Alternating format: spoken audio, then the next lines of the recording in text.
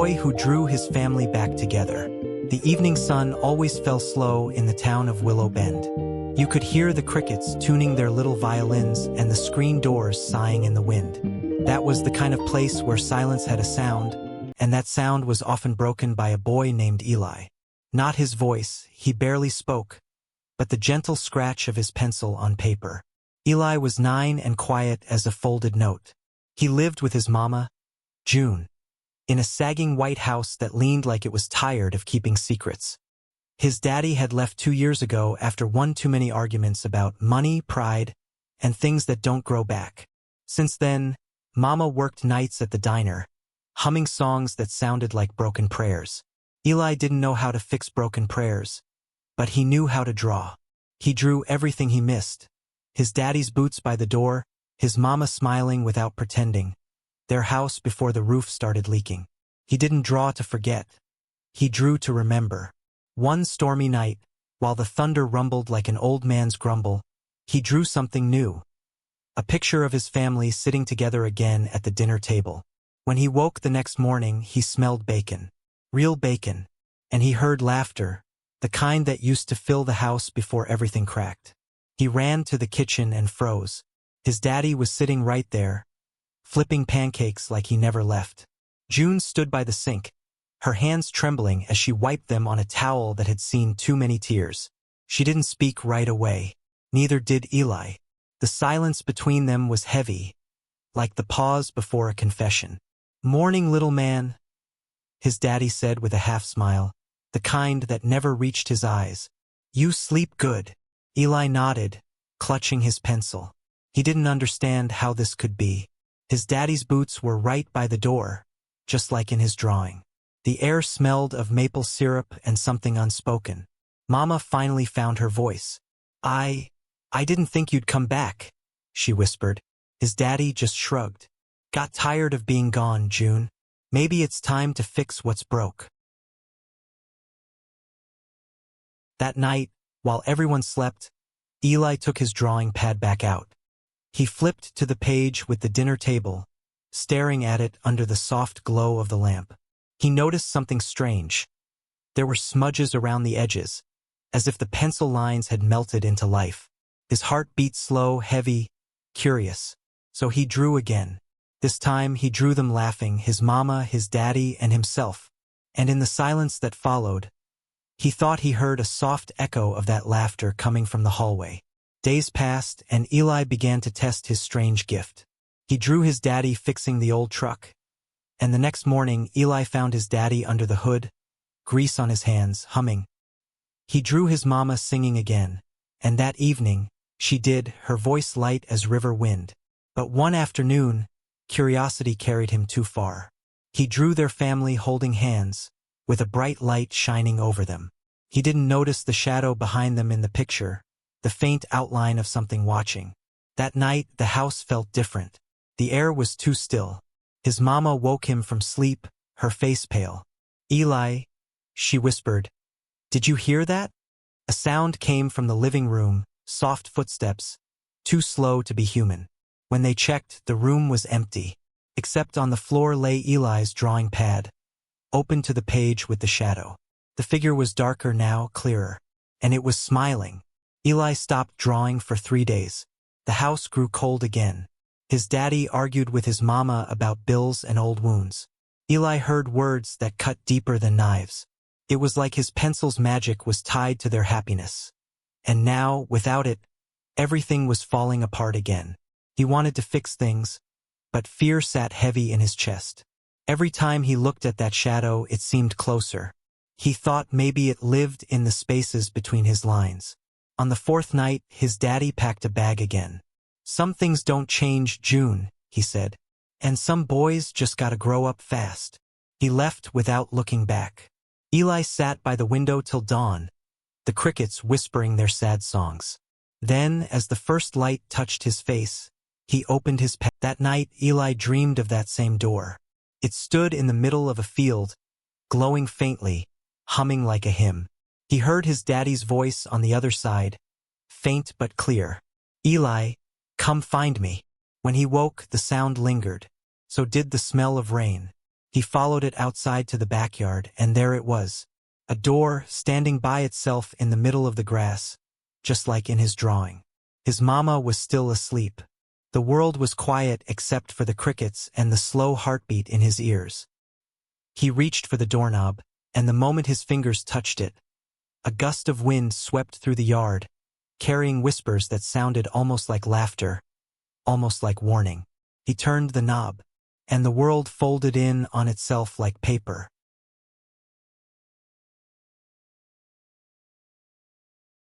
Weeks passed, and Eli tried to be normal again. He drew harmless things: trees, dogs, the church by the river. He didn't draw doors or faces anymore. Then one afternoon, while he was sketching the old oak behind the house, he saw something strange. On the bark, faint but real, was the outline of that same door. He touched it, and the bark rippled under his fingers like soft paper. He yanked his hand back. The air turned colder. The light dimmed, though it wasn't even sunset yet. He ran inside, calling for his mama. She wasn't there. Only her humming, floating from somewhere deep in the house. He followed the sound to her bedroom. The door was open, the window blowing white curtains like ghost arms. His mama was standing in front of her mirror, still humming. And in the reflection, Eli saw not one, but two shadows behind her, one tall, one small. The small one smiled like his own reflection had come to life. That night, Eli didn't sleep. He sat by the window with his pencil and pad, his chest full of fear and love and confusion. He wanted to save her. He wanted to save them both. So he began to draw again. He drew his family. Not broken, not haunted, just together, holding hands in the golden light of the old oak tree. He shaded their smiles, added warmth, and whispered to the picture like a prayer. When he was done, he closed his eyes and said softly, "Please let this one be real." The wind moved through the room. The pencil rolled off the table. He looked up, and there, at the edge of the bed, stood his mama. Her face was soft, her eyes kind again. "Eli," she whispered, "come here, baby." He ran to her, hugged her tight, breathing her in. But when he looked over her shoulder, there it was again. The door, standing open behind her. And this time, someone small was stepping out of it. Someone who looked exactly like him.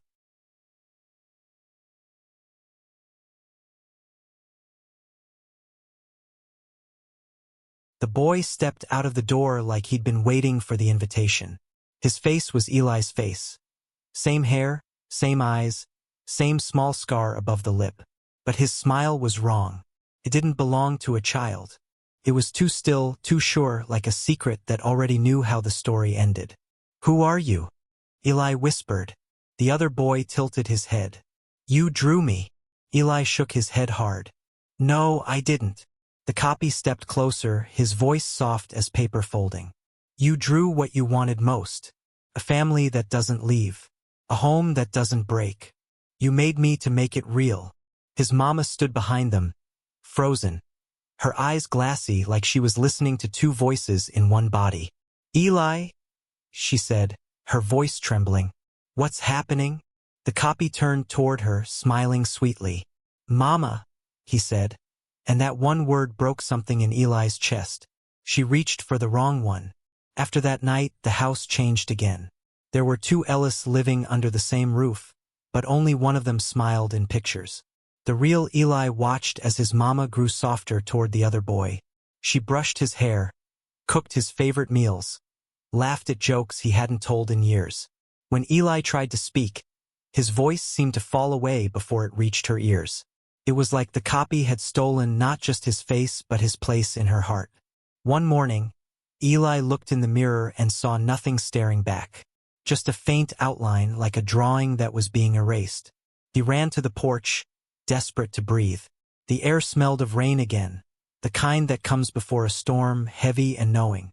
He could hear his mama humming inside, the tune offbeat and strange. He looked back through the window. The copy was sitting at the kitchen table, drawing. And this time, Eli was the one on paper. By nightfall, Eli could feel himself fading. The mirror no longer caught his shadow. The dog down the street didn't bark when he walked by. His feet left no prints in the dirt. He tried to speak to his mama again, but she only looked past him. "I'm tired," she said softly, stroking the other boy's hair. "You should get some rest, sweetheart." The copy met Eli's eyes across the room. "You see," he whispered without moving his lips, "I'm what you wished for. I can make her happy. You couldn't." Eli's heart broke quietly. He ran to his room, grabbed his drawing pad, the last piece of himself that still felt real. He opened to a blank page and began to draw with shaking hands. He didn't draw faces or doors or shadows this time. He drew truth, the way it. His mama came to his room just before dawn. Her eyes looked clearer, her voice softer. "Eli," she said, "something's wrong with the other one." They found the copy sitting in the living room, pale as moonlight, his drawing pad torn in half. His eyes flickered open when they entered. "You can't erase me," he whispered. "You made me." Eli held up his own pad. "Maybe I can." He drew quickly, lines sharp, trembling. He sketched the door again, wide open, light pouring through it. "Go back," he said softly. The copy screamed, a sound that didn't belong to this world. His body folded in on itself, crumbling like burned paper. The air shook, the light pulsed, and then he was gone. The door vanished with him. His mama fell to her knees, crying without sound. Eli held her close. "It's over," he said. But even as he said it, he knew some doors never really close. For weeks, the house was quiet again. Too quiet. No laughter, no humming. Just the sound of time moving slow. Eli drew less and less, afraid of what might come to life next. He started going down to the river in the evenings, sitting on the old bridge, watching the water carry things away. Sticks, leaves, secrets. Sometimes he swore he saw faces in the current, watching him back.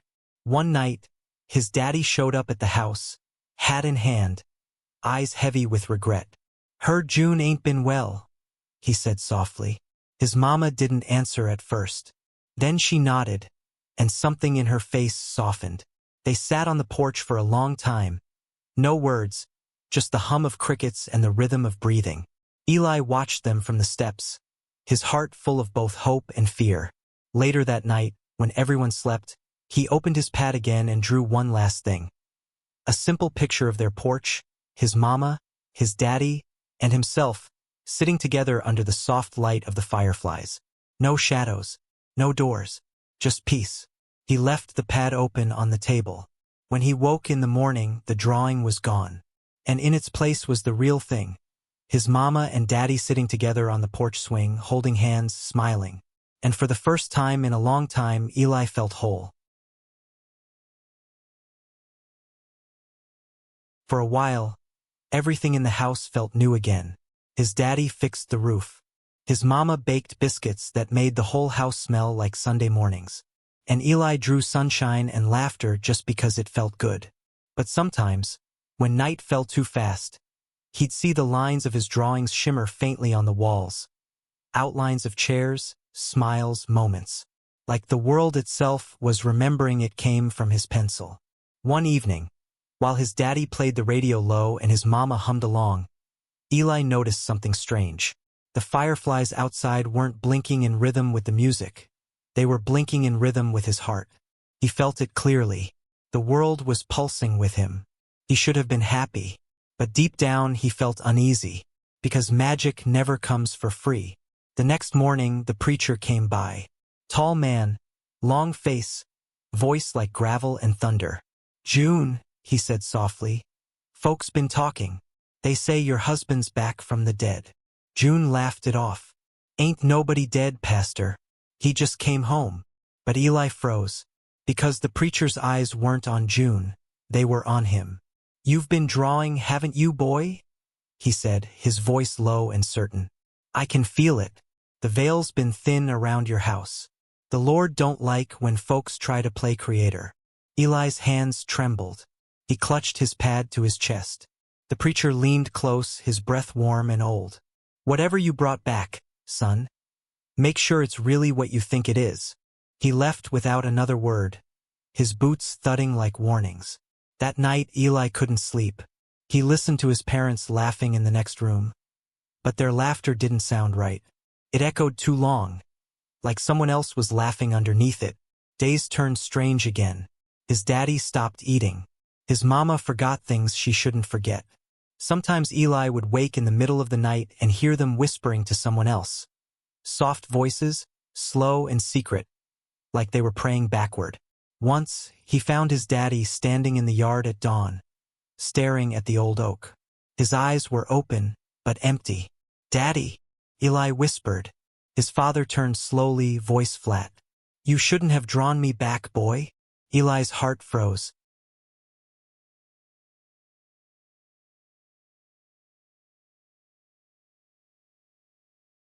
The next second, his daddy blinked, confused. "Eli? You okay, son?" He smiled like nothing had happened. But his shadow on the ground didn't move when he did. That's when Eli knew something in his drawings had cracked. He tried to fix it. He drew again, carefully, prayerfully. He sketched light around the house, warmth in the walls, peace in his parents' eyes. He wanted to heal what he'd broken. But the more he drew, the more tired he became. Like every stroke of the pencil took something from him. He started seeing double, one world on paper, one in air, and he wasn't sure which was real anymore. His mama noticed. "You're pale, baby. You sleeping enough?" Eli smiled weakly. "Just dreaming too hard." That night, he dreamed of the door again. It wasn't glowing anymore. It was cracked open just enough to whisper. And from inside came the voice of the preacher, low and sorrowful. "Creation always calls back what it lends, child. Always." When he woke, the drawing pad was gone.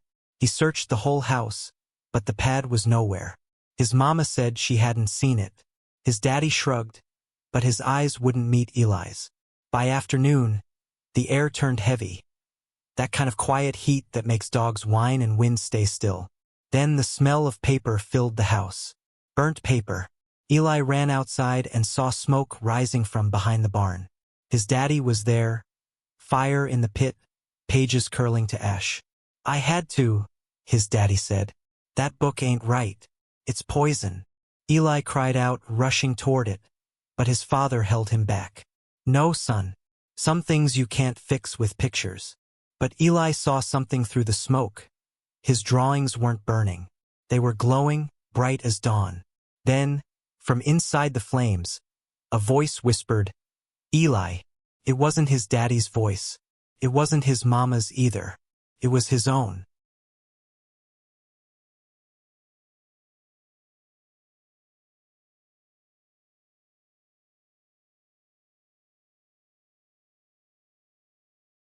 The fire should have gone out, but it didn't. It burned low and blue, whispering like it knew his name. Eli stood frozen, the smell of ash and memory wrapping around him.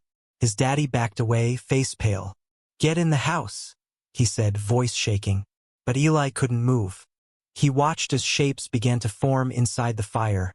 Hands, faces, the faint outline of his own drawings. The family he'd sketched over and over were moving now, melting into one another like candle wax. Then a small figure stepped out of the flames. Smoke curled off its shoulders.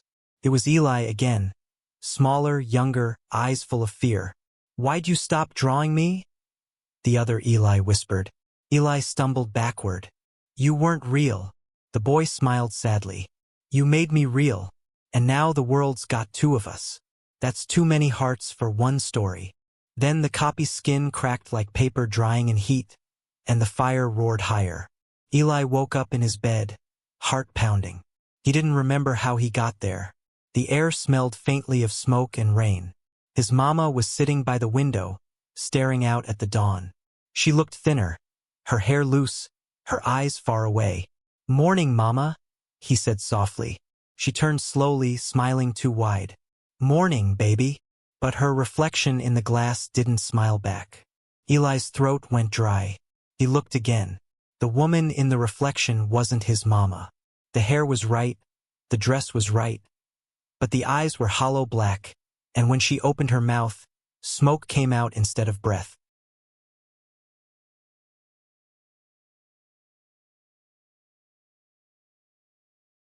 The real June stood up, still smiling.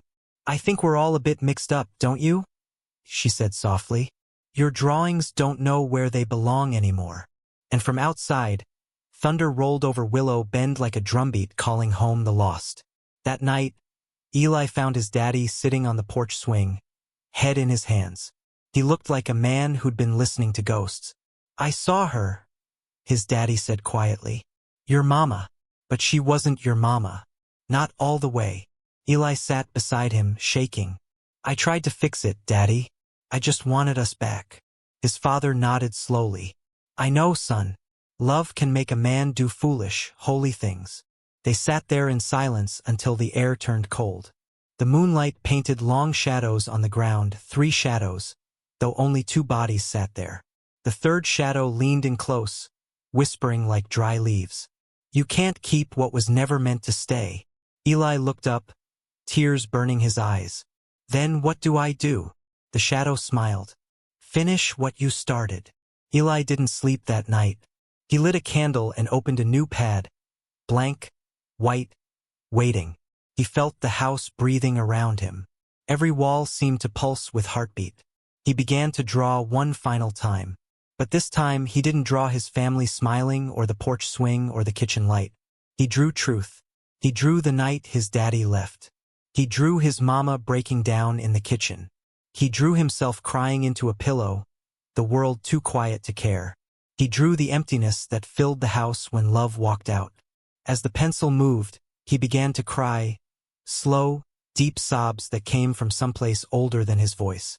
And with each tear that hit the page, the lines shimmered. The house groaned. Down the hall, his mama screamed. He ran to her room. The door was gone. In its place stood the door, the one he'd drawn all those nights ago. It was glowing again, and his mama's voice was calling from the other side. Eli's hand trembled on the doorknob. "Mama, I'm here, baby," she whispered.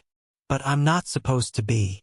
Her voice was soft, filled with love and something heavier. "You drew me back, Eli. But I died that night your daddy left. You just couldn't let go." He fell to his knees. No, I saw you. You held me. The summer the wind stopped singing. Eli found silence too loud to bear.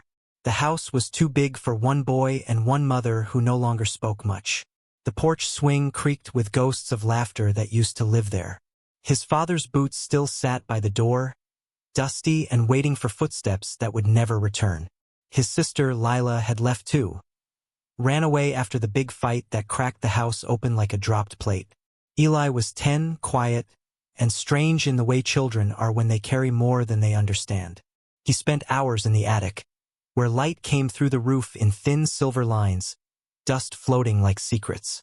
There he found his father's old sketchbook, the one filled with half-finished faces and dreams. The pages smelled like smoke and cedar wood. Something in Eli's chest shifted when he touched it. That night, when the house groaned and his mama cried softly in the kitchen, Eli drew. He drew his father's face.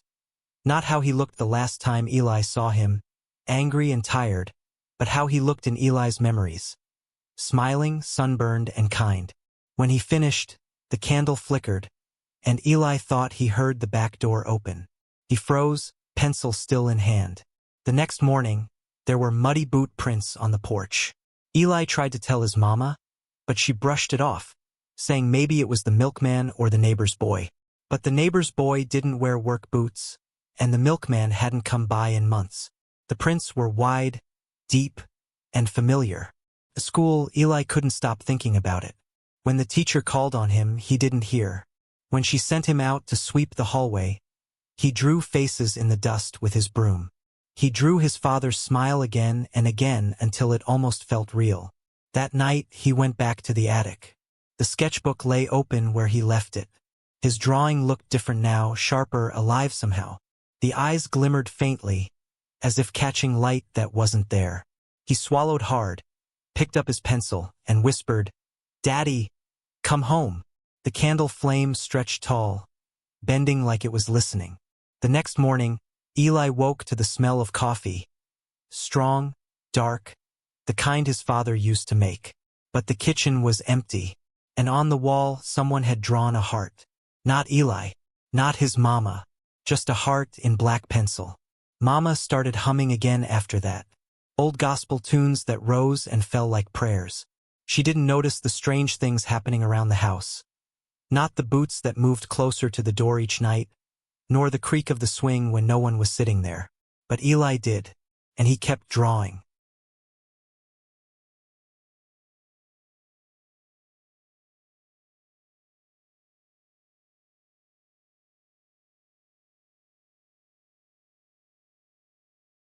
He drew Lila next.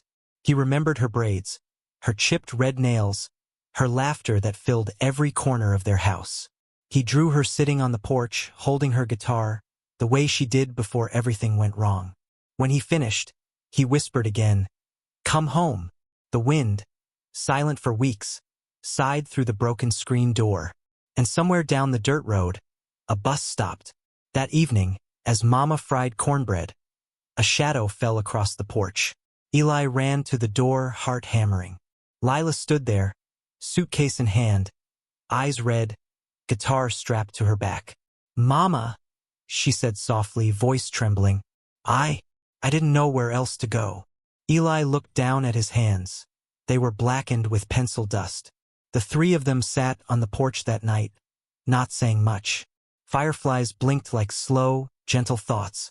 The air smelled of rain and something new. Lila played her guitar quietly, her fingers finding old songs. Mama closed her eyes, humming along. Eli sat between them, his sketchbook on his lap, afraid to open it again. Afraid and yet drawn to it like a moth to flame. Later, when everyone slept, Eli crept to the kitchen. The candle was still burning. He opened the sketchbook and stared at the empty page. "What if," he whispered, "I could fix it all?" He began to draw. Not a person this time, but the house itself, the way it used to be. Light spilling through windows, laughter drifting from every room. He drew them all together, smiling. He drew peace. But when he woke the next morning, the house was too quiet again. Mama and Lila were gone. Only their voices echoed faintly from the page. Eli dropped the pencil. Something had gone wrong. He searched everywhere, the porch, the garden, the road. Nothing. The next few days felt like summer trying to remember itself. Mama laughed more. Lila sang again. The air around the house seemed lighter, as if something old had been forgiven. But Eli couldn't shake the feeling that the world was watching him breathe. He kept the attic locked now. He didn't tell anyone about the sketchbook. At night, he would lie awake and hear faint scratching, like a pencil dragging itself across paper. Once, he swore he heard his name whispered in his father's voice. When he finally went back up, the sketchbook was open to a blank page. A single word was written across it, "Draw." His hands trembled. "What do you want me to draw?" he whispered. The candle flickered twice, then steadied. He took a breath and began sketching the thing his heart longed for most. His father, sitting at the table laughing, alive. The pencil moved like it had a will of its own. When Eli finished, he felt something inside him loosen, like a knot untangling. The air smelled of smoke and salt. That night, when Mama stepped out to bring in the laundry, she froze. A man's shadow stretched long across the yard. "Eli," she called softly, voice trembling. "Did you see that?" But when they looked again, it was gone. By morning, there were new boot prints leading up to the porch. Not old and faded, fresh. The kind that left damp soil behind. Mama sat at the kitchen table, staring at them. Her face was pale. "Eli," she whispered, "did someone come by last night?" He shook his head. "No, ma'am." Lila walked in, rubbing her eyes. "What's going on?" Mama didn't answer. She just pointed at the prints, her lips trembling like she was trying not to believe what she saw. That night, no one spoke much. Eli sat by the window, sketchbook on his knees, staring out at the empty yard. He wanted to draw again, to fix whatever felt unfinished. But something deep in his gut told him the sketchbook didn't like half-dreams. Before bed, he whispered, "Daddy, if you're there, just give me a sign." He dreamed of rain. But when he woke, the ground outside was dry. Only the boots were wet. Days turned into weeks. Mama started talking to herself. Long whispers in the kitchen when she thought no one was listening. Lila grew quiet again. The laughter that had come back began to fade. Eli thought maybe the sketchbook didn't just give things back. Maybe it took something too. One evening, while the sky glowed red and gold, he found Lila sitting by the creek. Her guitar lay beside her, untouched. She was crying softly. "I can't sleep," she said when she noticed him. "Every night I hear Daddy calling me from the woods. It sounds just like him. But when I go to the window, there's no one there." Eli's stomach turned cold. He wanted to tell her the truth about the sketchbook, the drawings, the voices, but the words stuck in his throat. That night, he hid the sketchbook under the floorboard. But around midnight, he woke to the sound of pages turning by themselves. He reached under the bed, and the floor was cold. The book was gone. The next morning, the sky looked bruised. Thick clouds rolled low, and the wind carried something strange, like a tune from long ago. Mama was gone. Her coffee cup still steamed on the table. Lila searched the fields. Eli searched the woods. Nothing. Only her shawl caught on a branch near the old well. Eli fell to his knees. "Please," he whispered. "Please, not her." He ran back to the house, tearing up floorboards, searching for the sketchbook. It wasn't there. But on the wall, scratched in pencil, were words that made his heart stop. "If you want them back, draw." He grabbed his pencil with shaking hands. His tears fell on the page, turning the paper soft. He began to draw. Mama standing in the kitchen, smiling, whole. He added Lila by the porch. He added himself. When he finished, he whispered, "Please, make it right." Lightning flashed outside, though the sky had no rain. When he opened his eyes, the house looked different. Brighter. Too bright. Mama was standing by the stove, humming. Lila laughed on the porch. Everything looked perfect. But when Mama turned around, Eli's heart twisted. Her eyes were too dark, her smile too wide, and when she spoke, her voice came out cracked and hollow. "Good morning, baby," she said, but it didn't sound like her. He stumbled back, breath catching. Lila turned to him, her laughter still going, but it didn't stop. It just looped, over and over like a broken record. Eli ran to the attic. The sketchbook lay open. The drawings on the page were moving. Mama stirring a pot, Lila strumming her guitar, like shadows trapped in motion. He fell to his knees, clutching his chest. "What have I done?" From behind him came a low voice, rough and familiar. "Son," it said, "you did what I couldn't. You brought us home." Eli turned. His father stood in the doorway, and his shadow was smiling. Eli couldn't breathe. The man standing before him looked like his father, but his eyes carried no warmth. They were mirrors, deep, endless, reflecting only Eli's fear. "Daddy?" he whispered. The man smiled, slow and strange. "You called me back, boy. You drew me out of the dark." His voice trembled like old wood. "Now you've got to keep me here." Eli backed away, clutching the sketchbook. "You're not him." The man's smile faded. "Ain't I? You drew me with your own hands, son. Gave me breath with your wanting. Everything you lost, you tried to make again. But every drawing takes a piece of you to stay alive." Eli's chest tightened. His fingers felt cold, as if something was already leaving him. He ran to the attic window. The sky outside was still. No wind, no sound, just the soft hum of crickets holding their breath. Below, Mama stirred her pot that never boiled. Lila played a song that had no end. They were beautiful and wrong. He turned back to the man. "If I stop drawing, will it end?" The man's face hardened. "Don't you dare stop. You made us. You brought us home." Tears blurred Eli's eyes. "Home? You're not home. You're shadows." The man's hand shot out, grabbing his wrist. His touch was ice. "Then draw it right this time, boy. Make it real." Eli's pencil fell. He pulled free and stumbled back. His father's form flickered like candlelight. "You were supposed to stay gone," Eli whispered. "You were supposed to rest." For a moment, the man's face softened. "I tried, Eli. Lord knows I tried. But love's a chain, and you pulled too hard. Eli dropped to his knees, sobbing. I just wanted us back together. His father nodded. Then draw that. One last time. But draw it honest.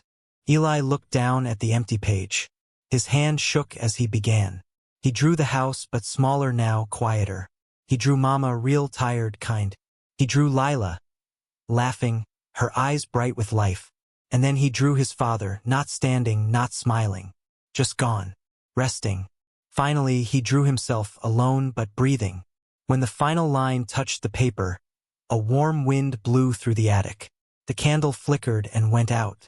He opened his eyes. The morning sun spilled across the floorboards. The air smelled of coffee, real coffee. Downstairs, he heard Mama humming, soft and alive. Lila laughed, the sound true this time. He ran down the stairs. They were there, whole and human again. No shadows, no echoes, just them. Mama turned, smiling. You sleep all right, baby? Eli nodded, tears streaking his face. Yes, ma'am. Outside, the porch swing moved gently in the wind, creaking in rhythm with the world coming back to itself. Later that day, Eli went to the backyard. He dug a small hole beneath the old magnolia tree. Inside it, he placed the sketchbook, closing it for good. The sun set slow over the hills, painting the sky in gold and rose. Crickets sang again. The wind hummed. The house breathed easy. Eli whispered, "Thank you," and covered the book with earth. That night, the stars came out like blessings. And from somewhere deep in the soil, the faint sound of a pencil scratching faded into silence at last.